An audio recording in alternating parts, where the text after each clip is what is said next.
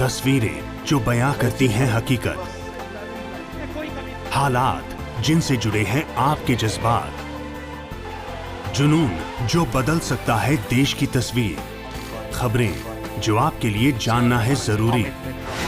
खबर दिन भर। अजीत पवार के परिवार पर हुई ईडी की कार्रवाई को लेकर संजय राउत ने जांच एजेंसी को घेरा। कहा, सरकारों को हटाने में खुद को शामिल न करे ईडी सीबीआई। महाराष्ट्र में सरकार बनाने वालों को किया जा रहा है परेशान। यूपी में कोरोना से संभले हालात, तो योगी सरकार ने लोगों को दी बड़ी राहत। 5 जुलाई से यूपी में मल्टीप्लेक्स, सिनेमा हॉल, जिम और स्टेडियम खोलने का किया ऐलान। तीरथ सिंह रावत को लेकर मुश्किल में दिख रही बीजेपी। 10 सितंबर तक बनना है विधानसभा का सदस्य। चुनाव आयोग ने नहीं कराया चुनाव, तो तीरथ को खाली करनी होगी कुर्सी। इस्तीफे को लेकर 2 दिन में आज दूसरी बार बीजेपी अध्यक्ष जेपी नड्डा से मिले तीरथ रावत।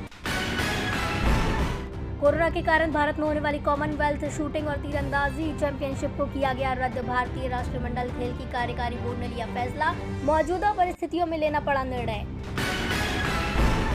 सप्ताह में पहली बार हरे निशान पर बंद हुआ शेयर बाजार। 166 अंकों की तेजी के साथ 52,485 पर पहुंचा सेंसेक्स। 42 अंकों की तेजी के साथ 15,722 पर बंद हुआ निफ्टी।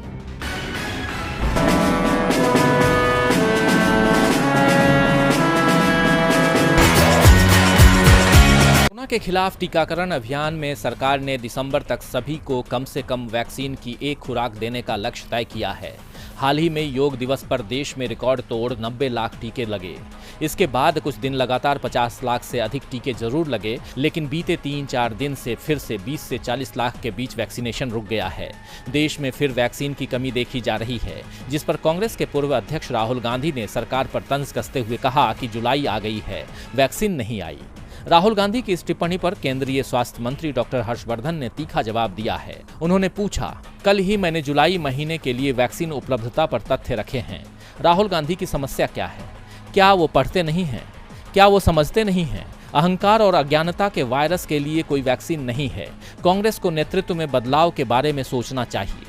वहीं केंद्रीय मंत्री किरण रिजिजू ने राहुल गांधी पर निशाना साधते हुए कहा कि व्यापक वैक्सीन अभियान को बदनाम करने के लिए इस तरह के गैर जिम्मेदाराना बयानों को देखकर बहुत दुख हुआ। भारत सरकार द्वारा 75% टीके मुफ्त में उपलब्ध कराने के बाद टीकाकरण की गति तेज हुई और जून में 11.5 करोड़ खुराकें दी गई।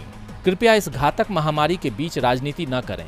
पिछले दिनों राहुल गांधी पर भद्दी टिप्पणी कर विवादों में आए केंद्रीय मंत्री मुख्तार अब्बास नकवी ने एक बार फिर राहुल गांधी को निशाने पर लिया है। उन्होंने कहा, राहुल गांधी के पास तथ्यों की कंगाली है, इसलिए उनको कुतर्कों का मवाली बना दिया है। आज दुनिया का सबसे बड़ा वैक्सीनेशन प्रोग्राम भारत में चल रहा है और सभी समाज के लोग इसमें बढ़ चढ़ के हिस्सा ले रहे हैं और सामाजिक क्रांति के तौर पर इसको देखा जा रहा है। केंद्रीय मंत्रियों के इन बयानों से साफ जाहिर है कि सरकार केवल अपनी तारीफ सुनना पसंद करती है। कोई उसकी खामी गिनाए तो फिर उसे बेइज्जत करने का कोई मौका सरकार नहीं छोड़ती। कैप्टन सरकार बेहद मुश्किल में फंसती दिख रही है। चुनाव से पहले पार्टी में कलह मची हुई है, तो बिजली की किल्लत ने किसानों को नाराज कर दिया है। राज्य में जगह जगह किसानों ने जाम लगाए। किसानों का कहना है कि रोज 8-10 घंटे की बिजली कटौती ने उनके लिए मुश्किलें बढ़ा दी हैं। विपक्ष भी सरकार को घेरने में लगा है। पूर्व केंद्रीय मंत्री हरसिमरत कौर बादल ने कहा कि जब पंजाब में अकाली दल की सरकार थी तो बिजली की कमी नहीं थी, लेकिन आज जब पूरे देश में बिजली का उत्पादन जरूरत से भी ज्यादा है तो पंजाब में बिजली की कमी हो गई है और सरकार भी किसानों को ही दोष दे रही है। बिजली का मुद्दा चुनावों में भारी न पड़ जाए, इसे लेकर कैप्टन अमरिंदर सिंह सक्रिय हो गए हैं और जल्दी ही इसके समाधान के संकेत भी उन्होंने दिए हैं। सिर्फ बिजली ही चुनाव के समय कैप्टन की परेशानी नहीं बढ़ा रही, बल्कि अमरिंदर सिंह की मुश्किलें नवजोत सिंह सिद्धू ने भी बढ़ा रखी है। सिद्धू के रोज आने वाले बयान से पंजाब सरकार परेशान दिख रही है, लेकिन अब कैप्टन और सिद्धू के बीच दूरियां कम होती दिख रही हैं। दरअसल दिल्ली में राहुल गांधी और प्रियंका गांधी वाड्रा से सिद्धू की मुलाकात की खबरों के बीच कल कैप्टन अमरिंदर सिंह ने भी अपने समर्थकों को लंच पर बुलाया था, जिसमें 20 विधायक, 5 सांसद, 30 जिलाध्यक्ष पहुंचे। इस दौरान कैप्टन अमरिंदर सिंह ने अपने समर्थकों से कहा कि अगर कांग्रेस उनके नेतृत्व में चुनाव लड़ने का फैसला ले चुकी है तो वो पार्टी हाईकमान की ओर से आने वाले हर आदेश को स्वीकार करेंगे। नवजोत सिंह सिद्धू को लेकर आला कमान ने जो भी फॉर्मूला तैयार किया है उसे पंजाब कांग्रेस के नेता हर हाल में मानेंगे। कैप्टन के संकेतों के बाद से सिद्धू के खिलाफ बयान देने वाले कई नेताओं के सुर बदल गए हैं। कैप्टन समर्थक नेताओं ने कहा है कि नवजोत सिंह सिद्धू भी पार्टी के बड़े चेहरे हैं और आलाकमान की ओर से उनको लेकर जो भी फैसला लिया जाएगा वो सबको मंजूर होगा। दावा किया जा रहा है कि सिद्धू के साथ कैप्टन अमरिंदर सिंह जल्दी ही मीटिंग करने वाले हैं। बिहार में एनडीए की सरकार बनने के बाद से सवाल उठ रहे हैं कि सरकार कितने दिन चलेगी। कई लोगों ने दावा किया था कि सरकार 3-4 महीने में गिर जाएगी, लेकिन नीतीश कुमार किसी तरह से अपनी कुर्सी अब तक बचाए रखने में सफल रहे हैं। मगर अब आरजेडी नेता तेजस्वी यादव की ओर से दावा किया जा रहा है कि नीतीश कुमार की सरकार 3 महीने में चली जाएगी। सत्ताधारी पार्टी के अंदर की कलह के चलते सरकार गिर जाएगी।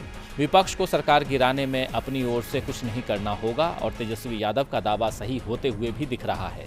एक तरफ जहां जेडीयू कोटे के मंत्री इस्तीफे का ऐलान कर रहे हैं, तो बीजेपी विधायक ने लगभग सभी मंत्रियों पर गड़बड़ी के आरोप लगाते हुए विपक्ष के हाथों बड़ा मुद्दा सौंप दिया है। दरअसल बीजेपी विधायक ज्ञानेंद्र सिंह ज्ञानू मंत्री न बनाए जाने से पहले से ही नाराज हैं और अब उन्होंने अपनी ही सरकार के मंत्रियों पर आरोप लगाते हुए कहा कि मंत्रियों ने अफसरों और कर्मियों के तबादले में जमकर पैसे लिए हैं। जेडीयू के ज्यादातर मंत्रियों ने नीतीश कुमार के डर से पैसा नहीं लिया है, लेकिन बीजेपी के मंत्रियों ने तबादलों के लिए जमकर पैसा लिया है। बीजेपी के 80% मंत्रियों ने पैसे लेकर ट्रांसफर और पोस्टिंग में खेल किया है। अफसरों को बुला बुलाकर उनसे पैसों की मांग की है। एक अफसर को 5-5 बार फोन किया गया कि आप आइए, पैसा दीजिए, तब आपका ट्रांसफर होगा। बीजेपी विधायक की ओर से अपनी ही सरकार के मंत्रियों पर इस तरह के आरोप के बाद सरकार घिरती नजर आ रही है। बीजेपी विधायक के इन आरोपों के बाद अब विपक्ष को भी बड़ा मुद्दा मिल गया है। इसे लेकर लालू यादव ने कहा, राज्य में अच्छी या बुरी की कौन कहे, सरकार नाम की चीज ही नहीं है। जनादेश का अपमान कर बनी सरकार में ऐसा होना स्वाभाविक है। लोक मर्यादा और नैतिकता को ताक पर रखकर राज्य में सरकार बनाई गई। इसमें धन और प्रशासनिक बल के साथ ही छल का भी सहारा लिया गया। गिरते पड़ते और रेंगते लेटते किसी तरह सरकार बना ली गई। लालू यादव ने जनता दल यूनाइटेड के राज्य में तीसरे नंबर का दल होने पर भी तंज कसा और उसे 3rd डिवीजन की संज्ञा दे दी। बीजेपी विधायक के आरोपों से पहले ट्रांसफर पोस्टिंग को लेकर बिहार सरकार के समाज कल्याण मंत्री मदन सहनी ने इस्तीफा देने का ऐलान कर दिया था। मदन सहनी ने कहा कि घर और गाड़ी लेकर क्या करूंगा जब जनता की सेवा ही नहीं कर पा रहा हूं। ना तो अधिकारी मेरी सुनते हैं और ना ही कर्मचारी मेरी सुनते हैं। औरों की क्या कहूं, चपरासी भी मेरी नहीं सुनता। चीफ सेक्रेटरी तो मेरा फोन तक नहीं उठाते। जब अधिकारी मेरी सुनेंगे नहीं तो जनता की सेवा कैसे करूंगा? अगर जनता का काम नहीं कर सकता तो मंत्री बने रहने का कोई मतलब नहीं। कृषि बिल पर क्या बनने वाली है सहमति? क्या सरकार को मिल गया है वो फॉर्मूला जिसमें किसान और सरकार दोनों की बात रह जाएगी? किसान अपनी मांग से पीछे हटेंगे या फिर सरकार जिद छोड़ेगी? ये सवाल 7 महीने से पूछा जा रहा है, लेकिन अब तक न तो सरकार अपनी जिद छोड़ने को तैयार दिख रही है और न ही किसान पीछे हटने को। इस बीच एनसीपी सुप्रीमो और केंद्र सरकार के पूर्व कृषि मंत्री शरद पवार ने कहा कि नए कृषि कानूनों को पूरी तरह से खारिज नहीं किया जा सकता। कृषि कानून को रद्द करने की जगह उस हिस्से को संशोधित किया जाना चाहिए जहां किसानों को आपत्ति है। सरकार और किसानों के बीच बातचीत पूरी तरह से बंद हो चुकी है। सरकार को पहल करनी चाहिए और किसानों से बातचीत का रास्ता तलाशना चाहिए। पवार ने आगे कहा कि राज्य को अपने यहाँ इस कानून को लागू करने से पहले इसके हर पहलू पर विचार करना चाहिए। पवार के बयान पर प्रतिक्रिया देते हुए केंद्रीय कृषि मंत्री नरेंद्र सिंह तोमर ने कहा कि मैं शरद पवार की बात से सहमत हूँ। हमने 11 बार किसान यूनियन से इस बारे में बात की है। केंद्र सरकार बातचीत से जल्द हल निकालना चाहती है ताकि सभी किसान आंदोलन समाप्त कर घर जाएं और ठीक से खेती करें। नरेंद्र सिंह तोमर ने पवार के बयान का तो स्वागत किया, लेकिन सरकार को बातचीत का रास्ता निकालना होगा, इसे लेकर कुछ भी नहीं कहा। यानी बातचीत की जिम्मेदारी उन्होंने एक तरह से किसान संगठनों पर ही डाल दी। दूसरी ओर किसान नेता राकेश टिकैत ने कहा कि शरद पवार ने भारत सरकार को कहा है कि बातचीत होनी चाहिए और समाधान होना चाहिए। कुछ किसान पीछे हटे, कुछ सरकार पीछे हटे और बातचीत से इसका समाधान निकले। सरकार को बातचीत माननी चाहिए। अब देखना है कि सरकार कब किसानों से बातचीत शुरू करती है। कोई करता है खबरों से आगे रहने का वादा, कोई करता है तेज रफ्तार का दावा। फिर भी क्यों दब जाती है सही खबर? ना वादा ना दावा, सिर्फ खबर। Subscribe now and press the bell icon. Never miss an update. Jammu Kashmir में ड्रोन भेजे जाने की घटनाएं बढ़ती ही जा रही हैं। इन ड्रोनों का पूरा इलाज अभी भारत के पास नहीं है, जिस कारण ये ड्रोन एकाएक आसमान में दिखाई देते हैं और जब हमारे जवान कार्रवाई करने की तैयारी करते हैं तो ये अचानक ही गायब हो जाते हैं। दावा किया जा रहा है कि सीमा पार से इन ड्रोन का संबंध है। इस बीच पाकिस्तान से एक बेहद ही चौंकाने वाली खबर सामने आई है, जहां पाकिस्तान के इस्लामाबाद में भारतीय उच्चायोग के अंदर ड्रोन देखा गया। भारत सरकार ने इसे लेकर सख्त ऐतराज जताया है। भारत का आरोप है कि पाकिस्तान भारतीय प्रतिष्ठानों की जासूसी करने की कोशिश कर रहा है। इस बीच आज सुबह 4:25 पर अंतर्राष्ट्रीय सीमा पर भी बीएसएफ के जवानों ने एक ड्रोन देखा और उसे निशाना बनाने की कोशिश की। बीएसएफ के प्रवक्ता ने बताया, बीएसएफ के जवान सीमा पर मुस्तैद हैं। भारत के जवानों ने आज अरनिया सेक्टर में अंतर्राष्ट्रीय सीमा पार करने का प्रयास कर रहे पाकिस्तान के एक छोटे ड्रोन को निशाना बनाया। भारत की कार्रवाई के बाद ये ड्रोन वापस सीमा पार चले गए। ड्रोन इस इलाके की निगरानी करने के लिए आया था। पाकिस्तान स्थित भारतीय उच्चायोग में ये ड्रोन ऐसे समय में देखे गए हैं जब जम्मू कश्मीर में लगातार ड्रोन देखने के मामले सामने आ रहे हैं। वैसे ये पहली बार है जब पाकिस्तान में भारतीय मिशन के अंदर ड्रोन देखे जाने की ऐसी घटना हुई है। 26 जून को भी भारतीय मिशन के अंदर ड्रोन की मौजूदगी देखी गई थी, वो भी उस समय जब वहां एक कार्यक्रम चल रहा था। इत्तेफाक से लगभग उसी समय भारतीय सीमा में भी ड्रोन देखा गया था। इसके बाद भारत ने औपचारिक रूप से अपना विरोध पाकिस्तान के समक्ष जताया है। भारत इसे समझौते के उल्लंघन के रूप में देख रहा है। इस बीच सरकार ने भी ड्रोन की चुनौती को लेकर तैयारियां शुरू कर दी हैं। पश्चिम बंगाल में चुनावों के बाद हुई हिंसा में भाजपा और टीएमसी एक बार फिर आमने सामने आ गए हैं। भाजपा ने आरोप लगाया कि टीएमसी कार्यकर्ताओं के नतीजे आने के बाद हिंदुओं के घरों और संपत्तियों में आग लगा दी, लूटपाट की और उनका सामान लूट लिया, क्योंकि उन्होंने विधानसभा चुनाव में भाजपा का समर्थन किया था। जबकि टीएमसी का कहना है कि चुनाव हारने के बाद सत्तारूढ़ टीएमसी को बदनाम करने के इरादे से भाजपा ऐसा कर रही है। इस बीच राज्य में राष्ट्रपति शासन लगाने की मांग भी उठने लगी। इस संबंध में सुप्रीम कोर्ट में एक याचिका भी दायर की गई है, जिसमें केंद्र सरकार को पश्चिम बंगाल में 2 मई से चुनाव के बाद बिगड़ती कानून व्यवस्था के मद्देनजर राष्ट्रपति शासन लगाने के लिए निर्देश देने का अनुरोध किया गया है और अब सुप्रीम कोर्ट उस याचिका पर सुनवाई के लिए सहमत हो गया है। अधिवक्ता विष्णु शंकर जैन के जरिए दाखिल याचिका में कहा गया है कि असाधारण परिस्थितियों में जनहित याचिका दाखिल की गई है, क्योंकि पश्चिम बंगाल के हजारों नागरिकों को विधानसभा चुनाव के दौरान विपक्षी भारतीय जनता पार्टी का समर्थन करने के लिए टीएमसी के कार्यकर्ता उन्हें धमका रहे हैं, प्रताड़ित कर रहे हैं। याचिका के अनुसार याचिकाकर्ता पश्चिम बंगाल के उन हजारों नागरिकों के हितों की वकालत कर रहे हैं जो ज्यादातर हिंदू हैं और भाजपा का समर्थन करने के लिए मुसलमानों द्वारा उन्हें निशाना बनाया जा रहा है, क्योंकि वे हिंदुओं को कुचलना चाहते हैं ताकि आने वाले वर्षों में सत्ता उनकी पसंद की पार्टी के पास बनी रहे।